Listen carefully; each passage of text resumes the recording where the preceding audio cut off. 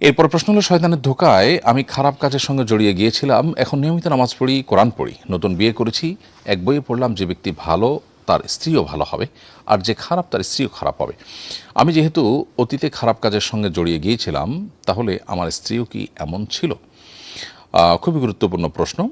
কেউ খারাপ হলে তার স্ত্রীও খারাপ হবে এমন কোনো কথা নেই, এবং এ কথা সঠিক কোনো কথা নয়। আল্লাহ সুবহানাহু ওয়া তাআলা কোরআন কারীমে যে বলেছেন, আত-তাইয়্যিবাতু লিত-তাইয়্যিবিন ওয়াত-তাইয়্যিবুনা লিত-তাইয়্যিবাত, আল-খাবিসাতু লিল-খাবিসিন ওয়াল-খাবিসুনা লিল-খাবিসাত। পবিত্রের সঙ্গে পবিত্র এবং অপবিত্রের সঙ্গে অপবিত্র। এই আয়াতের ব্যাখ্যায় অনেকে বলেছেন যে পবিত্র পুরুষের সাথে পবিত্র নারী এবং অপবিত্র পুরুষের সাথে অপবিত্র নারীর বিয়ে হবে বা হওয়া উচিত, এরকম ব্যাখ্যা অনেকে করেছেন। তবে এটা সবচেয়ে প্রসিদ্ধ এবং গ্রহণযোগ্য ব্যাখ্যা হলো যে যদি কেউ ভালো এবং পবিত্র কথা বলে, তাহলে সেক্ষেত্রে তার ভালো কথা তার প্রাপ্য। আর যদি কেউ কোনো খারাপ কথা বলে, তাহলে সেক্ষেত্রে তার খারাপের অনুপাতে রিপ্লাই পাওয়া তার প্রাপ্য বা তার হক হয়ে যায়, এটা তার পাওনা হয়ে যায়। যে যা করবে সে তা পাবে, এমন একটা ব্যাপার। তো এর বাহিরে আপনার কোনো পুরুষ বা কোনো নারী তিনি পবিত্র বা অপবিত্র হলে তার জীবনসঙ্গীও অপবিত্র হবেন বা পবিত্র হবেন সেই অনুপাতে, এমনটি আবশ্যক নয়, এবং এই আয়াত থেকে সেটি নিশ্চিতভাবে মোটেও প্রমাণিত নয়। বরং আয়াতের একটা ব্যাখ্যা এটাও যে পুরুষ যদি পবিত্র হন বা নারী যদি পবিত্র হন, একজন যদি পবিত্র হন, তাহলে তার জীবনসঙ্গী যিনি আসবেন, তার তার জীবনসঙ্গী হিসাবে যার সাথে যার বিয়ে হবে, সে তার পবিত্র হওয়া উচিত। আর যে অপবিত্র, তার অপবিত্রর সাথে তার বিয়ে হওয়া উচিত। ধরুন মুশরিককে বিয়ে করবে, ইমানদারদেরকে বিয়ে করবে, বহু ব্যাখ্যার সুযোগ সেখানে আছে। তো কোনোভাবেই এটি গ্রহণযোগ্য নয়, এবং কোনো আলেম এটি বলেনও নি যে কেউ খারাপ হলে তার স্ত্রীও খারাপ হবে, আর কেউ ভালো হলে তার স্ত্রীও ভালো হবে। একই কথা নারীদের বেলায়, কোনো নারী খারাপ হলে তার স্বামীও খারাপ হবে, এরকম কোনো আবশ্যকতা নেই। আমরা জানি লূত আলাইহিসসালাম তিনি আল্লাহ নবী ছিলেন, এবং নূহ আলাইহিসসালাম আল্লাহ নবী ছিলেন, অথচ তাদের উভয়ের স্ত্রী কিন্তু অমুসলিম ছিলেন, কাফির ছিলেন।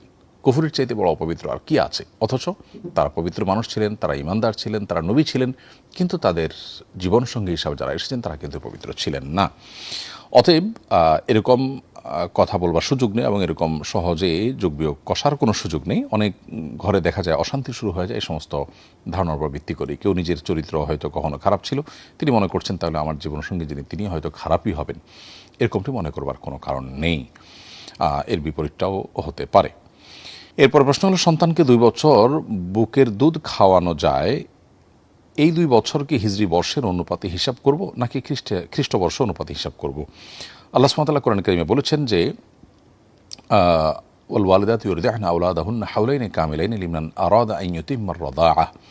যে সমস্ত মায়েরা দুধ পানের সময়সীমাকে পরিপূর্ণ করতে চান, তারা 2 বছর দুধ পান করাবেন, তাদের সন্তানদেরকে 2 বছর দুধ পান করাবেন, এবং 2 বছর পর্যন্ত দুধ পান করানোর এই সময়সীমা আমাদেরকে নির্ধারণ করতে হবে, পরিমাপ বা নির্ণয় করতে হবে হিজরি বর্ষের অনুপাতে। শুধু এটিই নয়, শরিয়ার যত বিধিবিধান আছে সমস্ত বিধিবিধানগুলো কার্যকর হবে মূলত চন্দ্রবর্ষের হিসাবে, যেটাকে আমরা হিজরি বর্ষ বলছি। এটি সৌরবর্ষ বা খ্রিস্টীয় বর্ষের হিসেব করা যাবে না। অতএব চন্দ্রবর্ষের হিসাবে 2 বছর আপনার সৌরবর্ষ বা খ্রিস্টীয় বর্ষের তুলনায় কয়েকদিন কম হবে। অতএব সেই হিসাবে আমাদেরকে হিসাব করতে হবে। জাকাত বা অন্যান্য সকল হিসাব নিকেশ সবগুলো হিজরি বর্ষ আকারেই বা তার আলোকে আমাদেরকে করতে হবে। এরপর প্রশ্ন হলো, কোনো জালিমের ফাঁসির রায় কিংবা মৃত্যুতে আনন্দ প্রকাশ বা মিষ্টি বিতরণ করার শরীয়ী বিধান কি?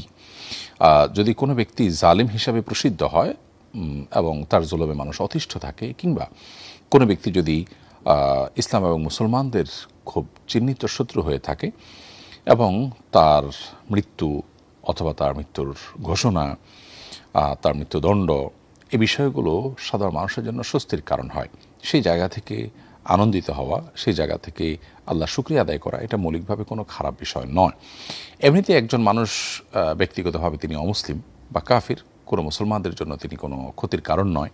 অথবা কোনো মানুষ ব্যক্তিগতভাবে হয়তো পাপিষ্ট মানুষ, কিন্তু তিনি মানুষের অতিষ্ঠের কারণ বা মানুষের প্রতি জুলুমের জন্য কুখ্যাতি আছে, এরকম কোনো মানুষ নয়। এরকম মানুষের মৃত্যুতে একজন মুসলমান হিসেবে আমার আনন্দিত হব না, বরং আমাদের মধ্যে ব্যথা কাজ করবে যে লোকটা ঈমান নিয়ে যেতে পারলেন না, তওবা করে যেতে পারলেন না, তার জন্য এক ধরনের করুণা কাজ করবে।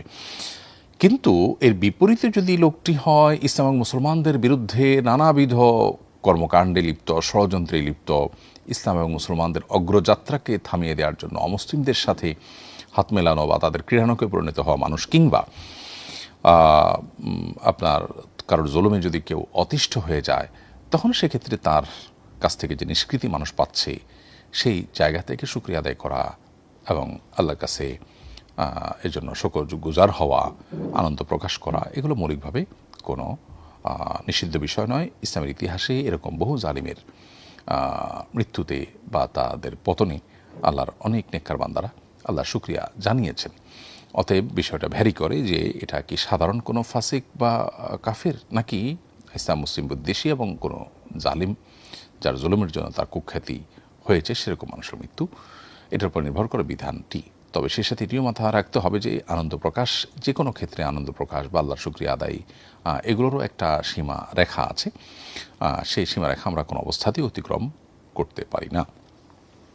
এরপর প্রশ্ন হলো সিজুকা এআইডি থেকে আপনি লিখেছেন, আমার বয়স 14 বছর। ছোটকালে আমি আমার চাচির দুধ পান করেছি। এখন আমার 1 বছর বয়সী চাচাতো ভাই কি আমার দুধ ভাই হিসাবে গণ্য হবে? উত্তর হলো হ্যাঁ, আপনার ওই চাচির দুধ পান করেছেন তার যে সন্তান, তিনি আপনার চাচাতো ভাই হিসাবে গণ্য হবেন। আপনার অন্য কোনো চাচির কোনো ছেলে যদি হয়, তাহলে সেই ছেলে এই চাচির দুধ যদি পান না করে থাকেন, তাহলে তিনি আপনার দুধ ভাই হিসাবে গণ্য হবেন না। অর্থাৎ একই মায়ের স্তন থেকে দুজন দুধ পান করেছেন, এরকম দুই ব্যক্তি ভাই বোন হিসাবে বিবেচিত হবেন, তারা এমনিতে যেই হোক না কেন। অতএব আপনার চাচির যে সন্তান তার দুধ পান করেছেন তিনি আর আপনি, যে চাচির দুধ পান করেছেন, উভয়ে আপনারা মাহরাম হিসেবে বিবেচিত হবেন এবং উভয়ে একে অন্যের দুধ ভাই বোন হিসেবে গণ্য হবেন। আপনাদের মধ্যে পর্দার কোনো বিধান থাকবে না, সেই সাথে আপনারা পরস্পরকে বিয়েও করতে পারবেন না। এরপরে সিকে জিয়ারুল এআইডি থেকে আপনি লিখেছেন, ইউটিউব থেকে ইনকাম করার উদ্দেশ্যে আমি নিয়মিত ইউটিউবে শর্ট ভিডিও ছাড়ি। আমি রাজমিস্ত্রির কাজ করি, আমার কাজের ভিডিও বানাই, কোনো গান কিংবা খারাপ ভিডিও নয়। এমন ভিডিও বানালে গুনাহ হবে কিনা? সোশ্যাল মিডিয়াতে অ্যাডসেন্সের মাধ্যমে যে উপার্জন হয় সে উপার্জন হালাল নয়, কারণ সে উপার্জনের মধ্যে ভালো মন্দ বিভিন্ন রকমের অ্যাড সেখানে রান করা হয়, তার মাধ্যমে আমাদের অ্যাকাউন্টে ডলার তারা পাঠায়। সো এই যে মিশ্র হালাল হারাম সব ধরনের জিনিস যাবে, হারাম অ্যাডভার্টাইজমেন্ট যেখানে মিউজিক থাকতে পারে, হারাম অন্য আরও উপাদান থাকতে পারে, পরনারীর আপনার শরীর প্রদর্শনের ব্যাপার থাকতে পারে, পর্দাহীনতার ইস্যু থাকতে পারে, হারাম প্রোডাক্টের অ্যাডভার্টাইজমেন্ট থাকতে পারে। তো আমি আমার প্ল্যাটফর্মে এরকম কিছু করে উপার্জন করতে পারি না যেটা হারাম, অর্থাৎ সেক্ষেত্রে আমি অন্যায় কাজ করে উপার্জন করছি, ব্যাপারটা সেরকম দাঁড়াবে। তবে এখানে কাস্টমাইজ ভিডিও প্রচারের মাধ্যমে আমরা ইনকাম করতেই পারি। ভিডিওর মধ্যে কোনো কোম্পানির সাথে চুক্তি থাকলো, তাদের অ্যাড, নির্দিষ্ট অ্যাড যেটাতে হারাম কিছু নেই, সেটা আমি চালালাম এবং সেটা লোগো হিসাবে থাকলো বা সেটা ভিডিওর ব্যাকগ্রাউন্ডে থাকলো বা কোনো জায়গায় থাকবো বা স্ক্রলে থাকলো, কোনোভাবে তাদের সাথে চুক্তি করে আপনি উপার্জন করলেন, সেটি আপনার জন্য হালাল হতে পারে যদি আপনি আপনার ভিডিওতে কোনো হারাম কোনো কিছু না দেন, যেমন ব্যাকগ্রাউন্ড মিউজিক ইত্যাদি যদি না থাকে, তাহলে সেক্ষেত্রে এটি আপনার জন্য হালাল হতে পারে।